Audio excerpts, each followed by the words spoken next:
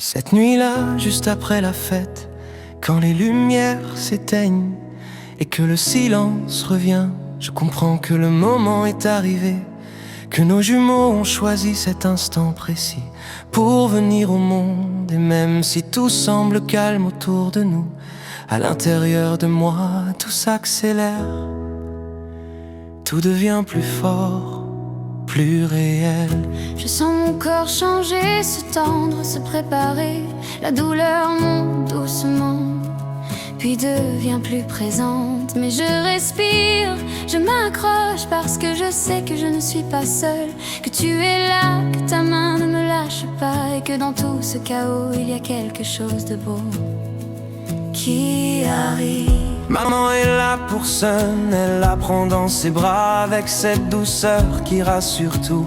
Et nous on part à l'hôpital avec ce mélange d'émotions qu'on ne peut pas expliquer, entre peur, excitation et amour. Et dans les couloirs calmes, je sens mon cœur battre trop fort pour rester tranquille. On enchaîne les examens, les regards, les mots des médecins. On vérifie que tout va bien, et même si la douleur me traverse de plus en plus, je m'accroche à ta voix, à ta présence, parce que chaque seconde me rapproche de nous, de ce moment qu'on attend depuis si longtemps. La péridurale arrive, puis le pitocien, et tout s'accélère d'un coup. Le temps change de rythme et moi, je te regarde et je te trouve encore plus forte, encore plus belle, même dans cet instant où tout te dépasse. Et je réalise que je n'ai jamais vu autant de courage réuni dans une seule personne. Je sens que tout bascule, que je n'ai plus vraiment le contrôle, mais que je dois continuer, que je dois aller jusqu'au bout. Et dans ma tête, il n'y a plus que toi, que nous, que ces deux vies qui arrivent.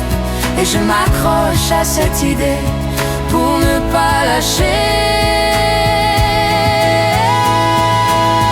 Puis tout s'arrête, une seconde, un cri, puis un autre, et le monde devient différent parce qu'ils sont là, enfin là, nos deux merveilles, un petit garçon, une petite fille. Et dans ce moment suspendu, on comprend que rien ne sera plus jamais comme avant. Pendant que tu te reposes épuisé mais incroyable, je sors prendre l'air, un café à la main pour essayer de redescendre. Et je croise Cameron dans les couloirs, et je comprends à son regard que quelque chose ne va pas, qu'il y a une autre histoire qui commence ici. Je reste là, à les regarder, à les découvrir, à essayer de comprendre que c'est réel, que ce sont nos enfants. Et malgré la fatigue, je ressens une paix étrange, comme si tout avait enfin trouvé sa place.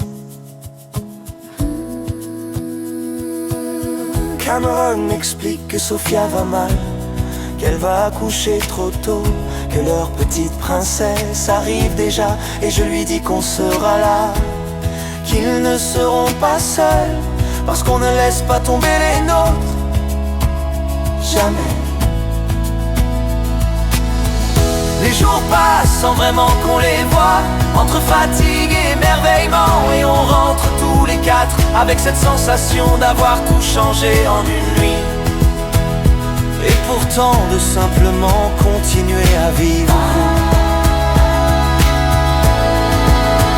Avant de partir, on passe voir Sophia et Cameron, et je regarde ma cousine, ma sœur, et je lui dis qu'elle a réussi, que malgré tout elle est là aujourd'hui, avec ce tout petit bout de chou entouré d'amour, et quelqu'un à ses côtés qui ne la lâche pas.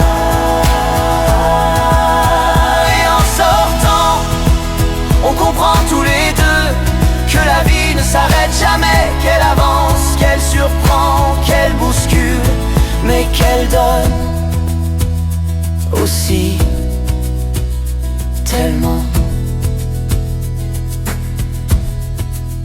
Tic-tac, la vie suit son cours, et chaque seconde devient précieuse, parce qu'elle construit tout ce qu'on est en train de devenir.